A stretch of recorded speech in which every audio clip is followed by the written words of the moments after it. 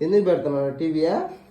కథలు కావాలని డాడీ ఇందాక అందుకని పెడుతున్నాను డాడీ.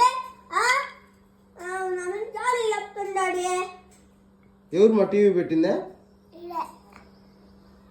నిజంగా డాడీ కథలు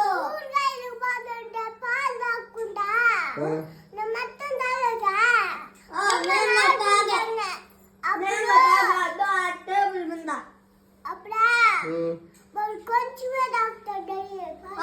నేను మొత్తం తాగే అది పసిపోయి ఉంటుంది అందుకే